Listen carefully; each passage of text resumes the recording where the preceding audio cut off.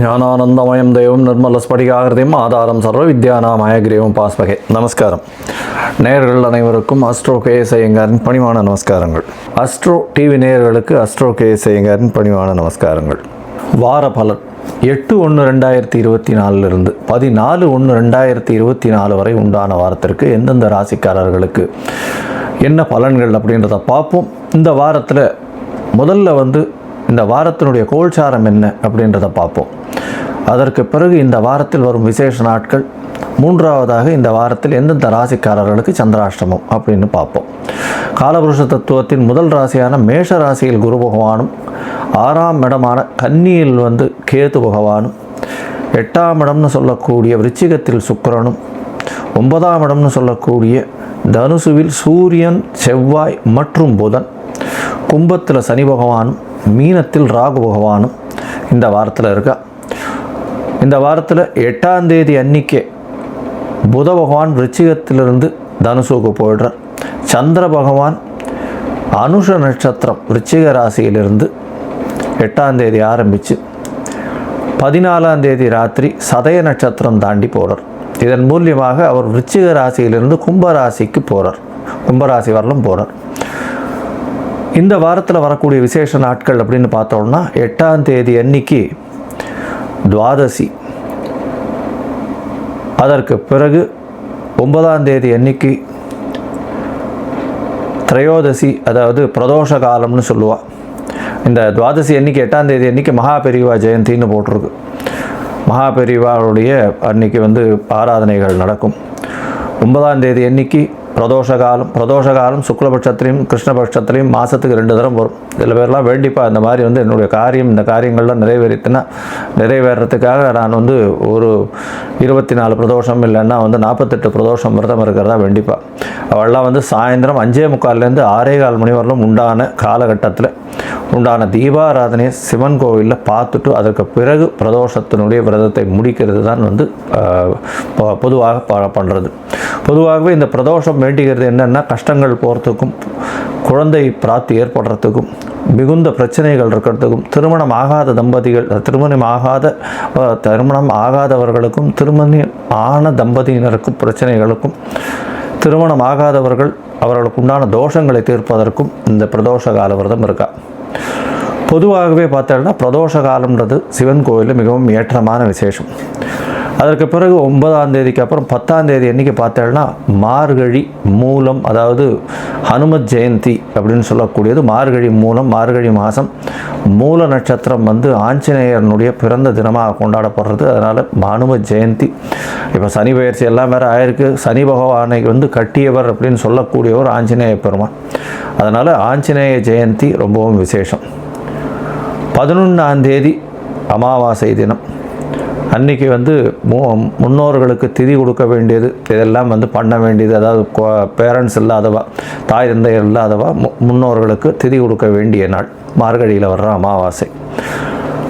14ஆம் தேதி அப்படின்னு பார்க்கும்பொழுது போகி பண்டிகை. இந்த மாதத்தினுடைய இந்த தட்சிணாயன புண்ணிய காலத்தின் கடைசி நாள் அது போகி பண்டிகை. பழையன கழிதலும் புதியன புகுதலும் அப்படின்னு சொல்லி பழைய விஷயங்கள் எல்லாத்திலையும் மனசில் இருக்கக்கூடிய தேவையற்ற சஞ்சலங்கள், தேவையற்ற விஷயங்கள், அகங்காரம், மமகாரம், இந்த மாதிரியான விஷயங்கள் எல்லாத்தையும் தூக்கி போட்டு அதுக்கப்புறம் புதிதாக வாழ்வில் நாம் பிறப்பதாக தை மாதம் 1ஆம் தேதி அடுத்த நாள் எடுத்துக்கிறது ரொம்பவும் நல்லது.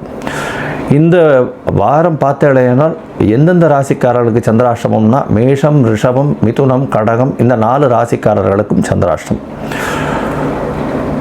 இந்த வீடியோ பார்த்துட்டு இருக்கவா எனக்கு காண்டாக்ட் பண்ணி அஸ்ட்ராலஜிக்கல் கன்சல்ட் தேவைப்பட்டதுன்னா என்னுடைய மொபைல் நம்பர் காண்டாக்ட் பண்ணுங்க. அது ஸ்க்ரால் ஆகிட்டு இருக்கும். உங்களுக்கு தேவைப்படும் பொழுது உங்களுடைய date, time, place of birth அனுப்புங்க. என்னுடைய சார்ஜஸ் என்னன்னு சொல்கிறேன்.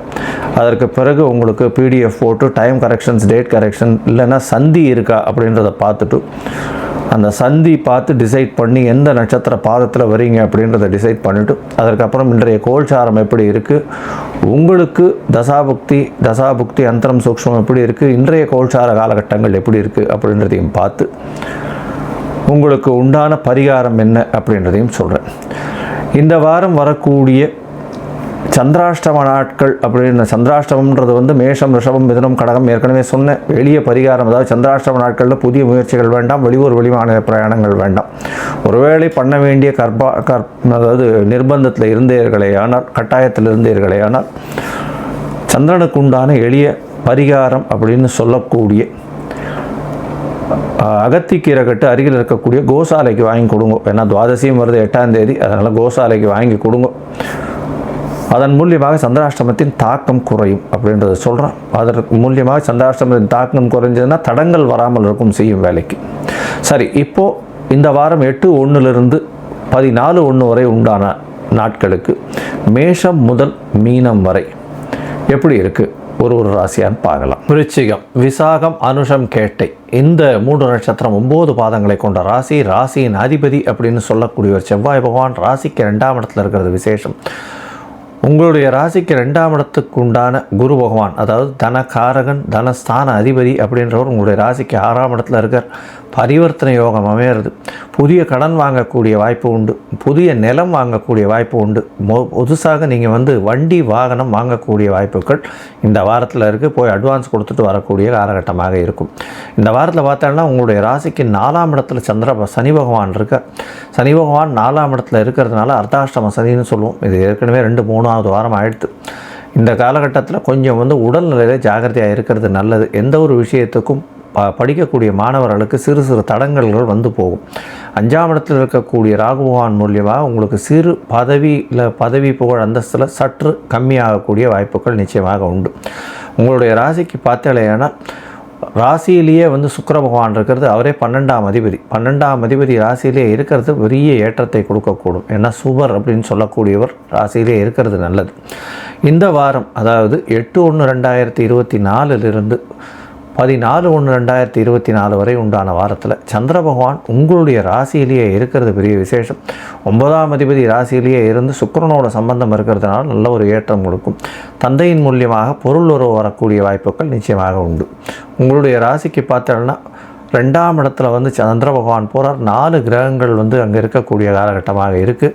அது 9ஆம் தேதி சாயந்தரத்துலேருந்து 12ஆம் தேதி அதிகாலை 1 மணி வரலும் இருக்கார்.